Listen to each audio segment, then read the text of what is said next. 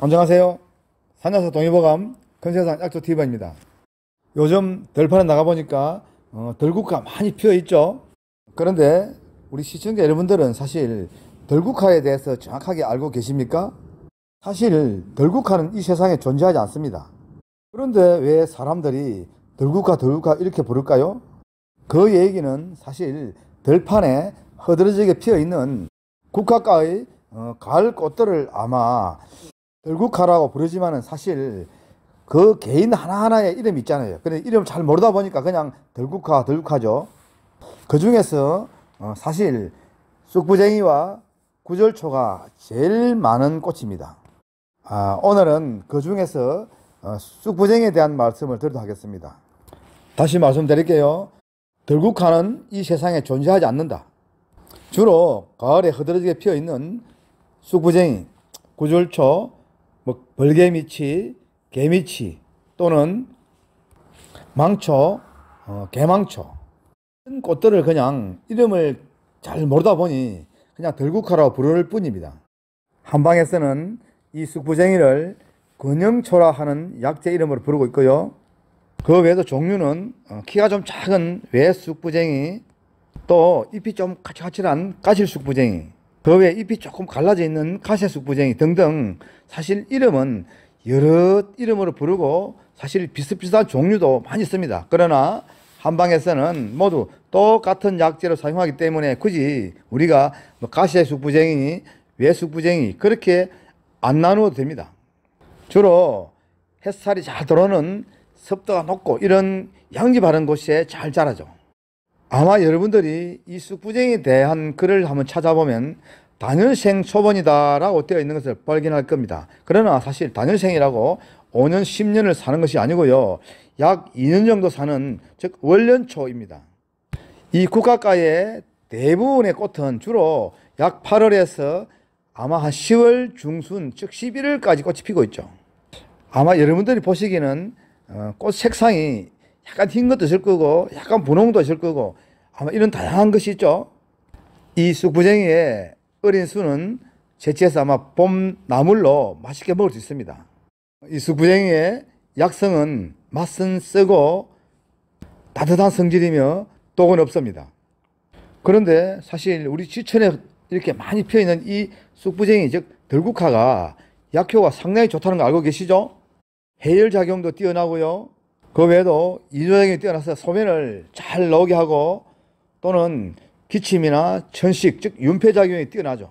특히 가을에 이렇게 몸이 춥고 떨리며 드는 우리 보통 열감기 있죠. 이런 열감기에 잘 듣습니다.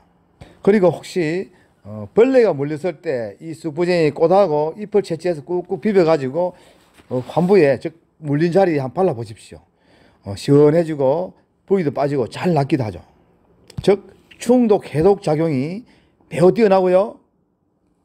그리고 이 쑥부쟁이에는 플라보노이드 성분과 사포닌 성분이 아주 풍부하죠. 그러다 보니 진해 거담 작용 즉 목에 낀 누런 가래를 삭히고 즉 이러한 작용이 아주 뛰어난 것이 이 쑥부쟁이입니다. 그리고 꾸준히 드시면은 피를 맑게 하죠. 즉 청열 작용이 뛰어나서 혈관 벽에 붙어있는 혈전을 녹이는 작용도 아주 뛰어나고요. 그러니 혈액순환을 잘 시켜주고 몸을 따뜻하게 만들어줍니다. 이렇듯 우리 주변에는 이런 좋은 풀나무들이 엄청 많습니다. 이런 것을 어떻게 잘 활용하느냐에 따라 가지고 바로 건강이 좌우되는 거죠. 집 주변에 이 쑥부쟁이 많이 있다면 채취해서 잘게 썰어 말려두었다가 사용해도 되고요, 아니면 잘게 썰어 효소를 담으십시오. 효소 담았다가 사용해도 아주 좋습니다. 그리고 몸에 열이 나고 감기 기운으로 목이 좀 아프고 할 때도 달에 먹어 보십시오. 감기 잘 낫습니다. 어떤 분들은 사실 목만 조금 따갑고 기침 한 두 번 콜록콜록 해도 동네 의원이나 병원을 찾는 분 있죠. 옳지 않습니다. 가봐야 감기에 특별한 약 없잖아요. 자, 감기에 좋은 약재 몇 가지 말씀드릴게요. 며칠 전에 제가 방영한 꽃향류 있을 겁니다. 그리고 오늘 말씀드리는 이 쑥부쟁이도 있고요. 그리고 도라지, 배, 또 우리가 즐겨 먹는 무, 이런 것들이 모두 다가 윤폐작용이 뛰어나고, 즉 기침에도 좋고 몸에 열을 내리는 작용도 아주 뛰어나고, 즉 감기에 아주 좋죠. 그러니 이 쑥부쟁이도 채취해서 잘게 썰어 말려 두었다가 감기 될 때 꼭 한번 사용해 보십시오. 참 잘 듣습니다. 그리고 뼈마디가 쑤시고 무릎이 시큰거려서 걸음을 잘 못 걷거나 또는 물건 들기 좀 어려운 분 있죠. 이런 분들 이 쑥부쟁이, 그리고 아마 여러분들 우설 쇠물팍이라 들어보셨나요? 쇠물팍을 함께 섞어 꾸준하게 따라 먹어 보십시오. 관절염에 참 좋고요. 자, 그래도 잘 모르시면은 제가 집필한 산야초 가정백과 한국인의 약술, 발효와 생활, 그 책을 뒤적이 보면 우리 주변에 이런 풀나무 웬만한 건 다 있습니다. 참 여러분들이 아마 보기 쉽도록 편집되어 있고요. 그리고 칼라 사진도 아주 깔끔하고, 그리고 또 어려운 복잡한 용어도 쓰지 않았습니다. 혹시 아직도 구독, 좋아요 누르지 않은 분 계신다면 지금 꼭 눌러주시고요. 저는 좋은 방송 만들어 새벽 5시 반마다 매일 여러분 곁으로 다가가겠습니다. 시청자 여러분 모두 건강하십시오.